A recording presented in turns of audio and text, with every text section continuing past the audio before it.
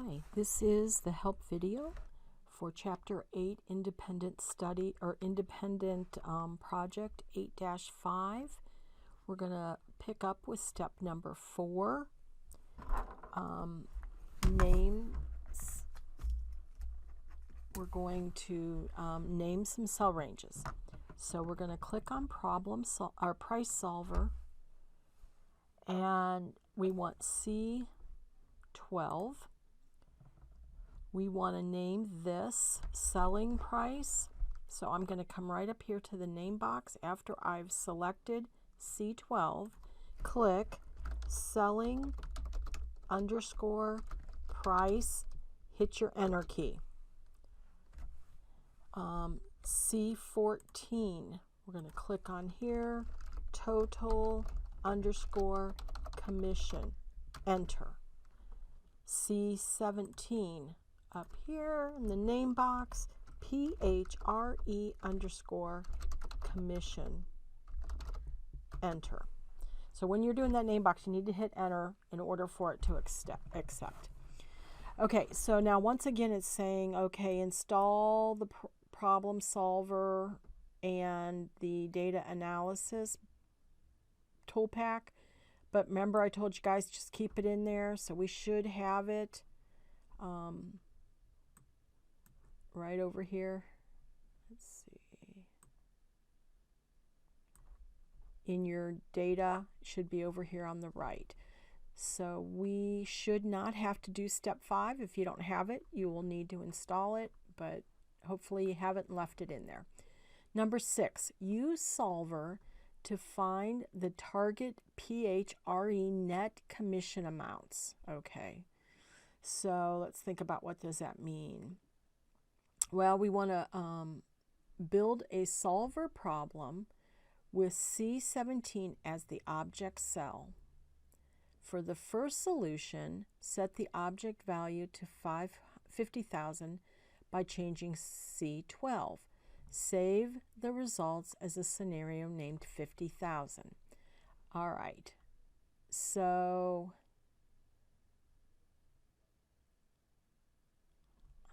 it does not have us do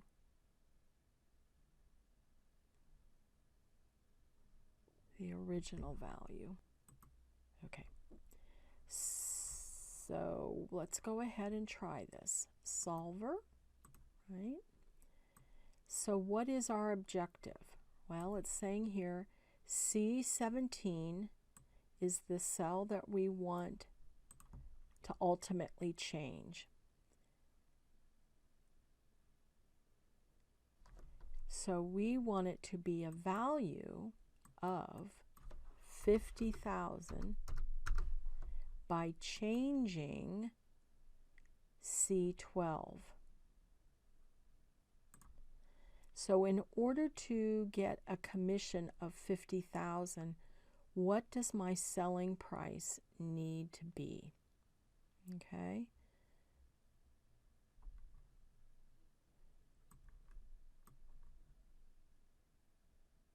I believe that's all we need to do. So let's go ahead and save it.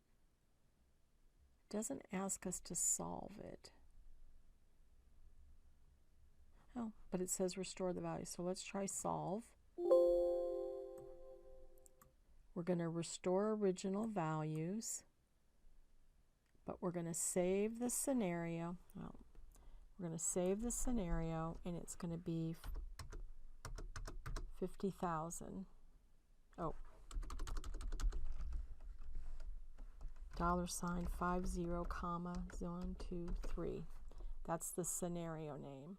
Okay, so we've got that saved. We want to restore original values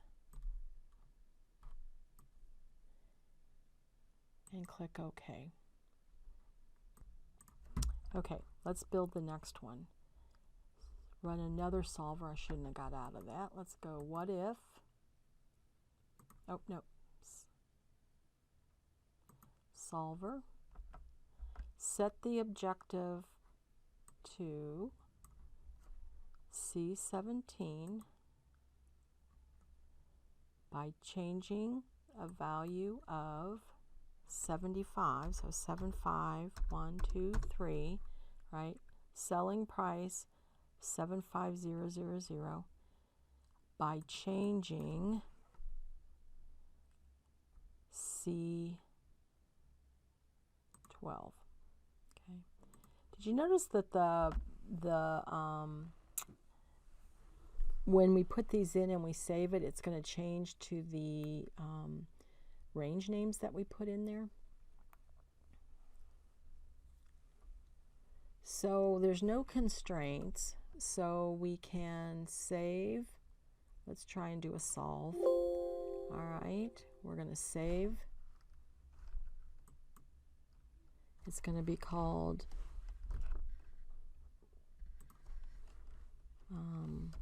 $75, so $75, comma 1 2 3. We're going to restore original values and do OK. So now we're going to do a third one, solver. We can leave all these the same. We're just going to change this to 100,000. So 1 0 0 1 2 3. We're going to try and solve it. We're going to save the scenario. This time it's going to be $1 0 0, comma 0 0. Right here. Okay.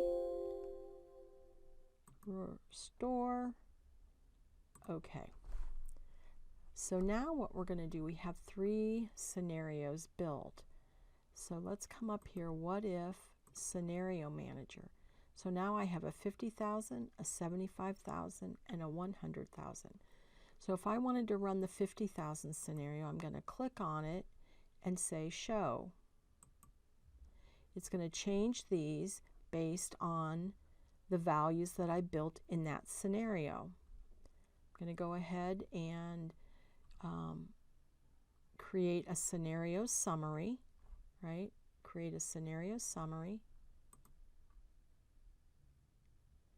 And the cells are C12, C14, and C17.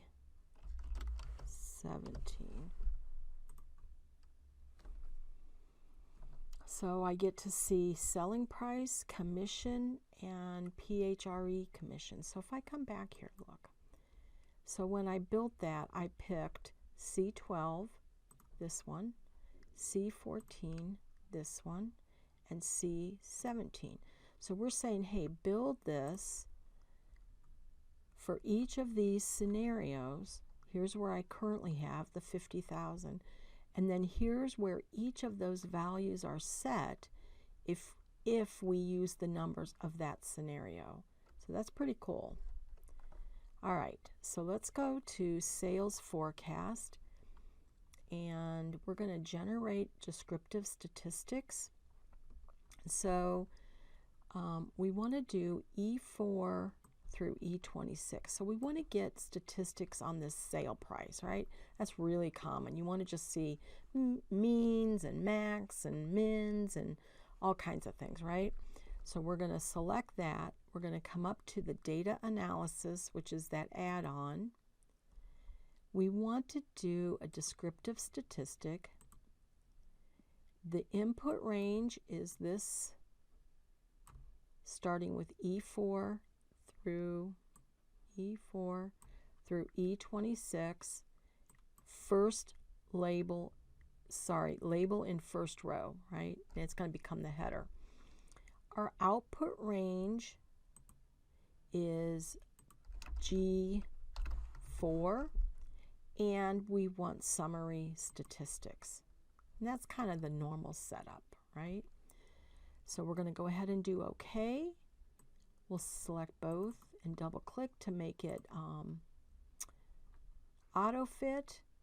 And it sure looks like this. So what does it say? Auto fit. Did I include? I did not. Let's undo that. Let's do that. Let's do that again. Let's see if I can undo. All right, guys, I messed up a bit. So let's do that over. So we're going to do a descriptive statistic. Input range is good, column output. We want to include, this is what I forgot to check because I didn't read the instructions. Include the largest and smallest. Boom, boom. Now we're going to go ahead and do OK. So we get a couple of new statistics there.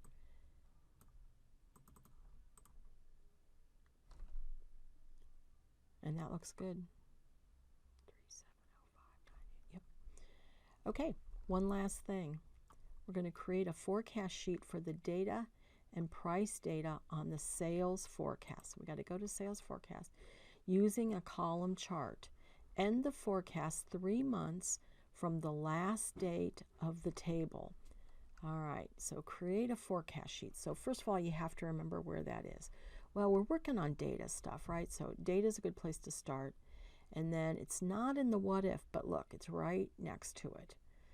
So we're going to do forecast. So let's see, for data and price data. Okay, so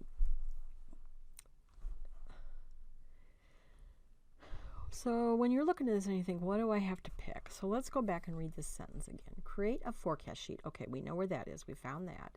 For the date, right, and price data. So I'm going to come over here and select date and sales price information.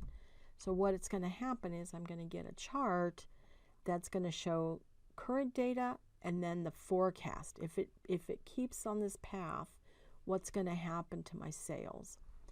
So now we do forecast sheet, and it comes up as this line chart, but notice here it says column chart. So right up in this right corner, we're going to switch it to a column. End the forecast 3 months from the last. So the last date on the table. So we want to come up here and do, what do we want? Last date on the table. 7. So what is that? 5. What are we at here? 5, 4, 4, 5.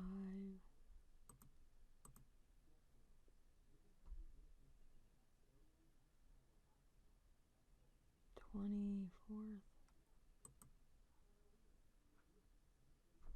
Right, so here's the 5, 24, 6, 7. Oh, I got to do one more month. July, August, 24. There we go. So 3 months from the last date in the table. So that's this 24. So 5 to 6 to 7 to 8, 24. That's 3 months in the future.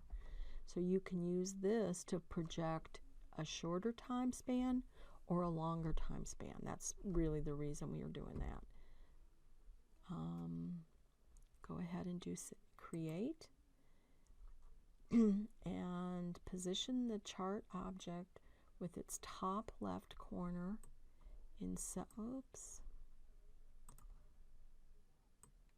in E1. So snug that up there, and then size it to be P20, and then this sheet, instead of being called sheet 3, it's going to be called forecast. All right, so let's just go through we have tier 1, tier 2, scenario summary, price solver, forecast, and Salesforce. Perfect. That is it. You are done with that. You can submit that one. Thank you.